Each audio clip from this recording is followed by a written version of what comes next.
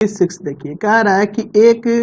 परवल है Y square बराबर 2ax के अनुदिश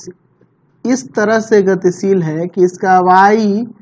अक्ष पर विक्षेप की गति जो है अचर है। वाई अक्ष पर विक्षेप, विक्षेप मतलब समझते हैं ना, प्रोजेक्शन। कहने का मतलब है जैसे मान लो वाई स्क्वायर बराबर 2ax दिया है ना जी,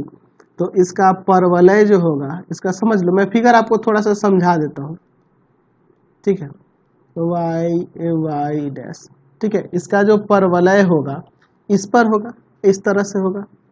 इस तरह से होगा, इस तरह से होगा, है ना जी। तो यहाँ कह रहा है कि इसका वाई अक्ष पर विक्षेप की गति अचर है। वाई अक्ष मान लो कोई एक बिंदु है, विक्षेप मतलब समझते हैं प्रोजेक्शन, यानी कि यह वाला जो है यह कांस्टेंट रह रहा है हमेशा किसी भी बिंदु पे, यहाँ पर भी यह कांस्टेंट रह रहा है। तो आगे पूछ रहा है कि दिखाइए कि इसका एक्स अक्ष पर जो विक्षेप होगा, एक्स अक्ष पे विक्षेप जो होगा वह अचर त्वरण से गतिशील होगा, वह अचर त्वरण से गतिशील होगा, ये आपको दिखाना है। चलिए यहाँ मान लेते हैं हमारे पास वाई अक्ष पर जो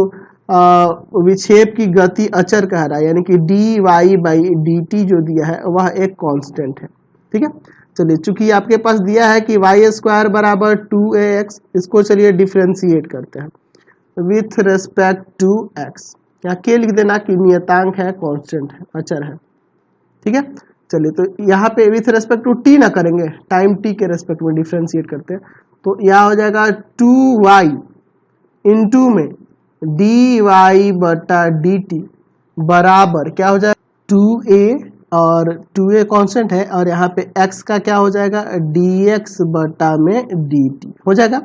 चलिए अब देखो ये 2 से 2 कट जाएगा, अब y को डिवाइड में भेजते हैं, तो dy बाई डी टी बराबर हो जाएगा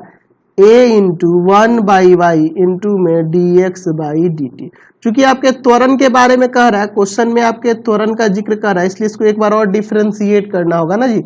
चलिए इसको डिफ्रेंशिएट करते हैं, डिफ्रेंशिएटिंग लिख देते हैं again again sorry again again differentiating with respect to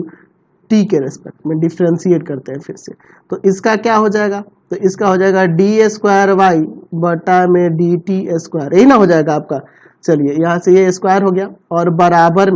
बराबर में यहाँ देखो ये तो कांस्टेंट है ना, तो इसको ऐसे ही रखते हैं, इसको u इंटू भी में, तो इसको इसका डिफ्रेंशिएशन, तो 1 बाई वाई स्क्वायर हो जाएगा माइनस का 1 by y square, 1 by y का, और dx बाई dt वैसे ही रखेंगे, प्लस आपकी बार 1 बाई वाई को वैसे ही रखे, और इसका डिफ्रेंशिएशन,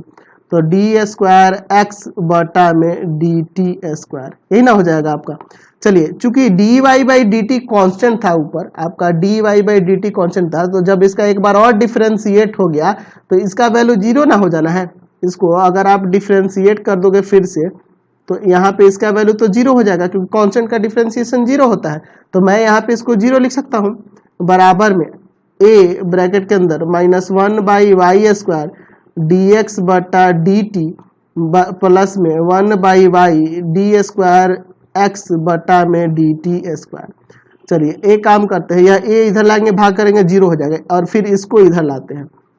है ना, या फिर इसी को इधर लाओ या इसको इधर लाओ, तो यह माइनस का 1 by y d square x बटा में डी टी स्क्वायर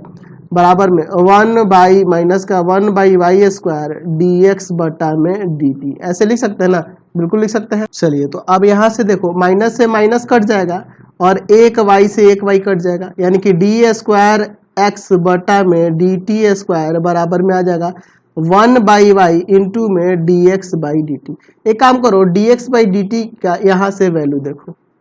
यहाँ से D x by d T का वैल्यू निकाल सकते हो ना, क्या हो जाएगा आपका, यह जाके ऊपर गुना कर जाएगा ना, यह ऊपर गुना कर जाएगा, ए आएगा भाग में, आ जाएगा ए बटा में वाई,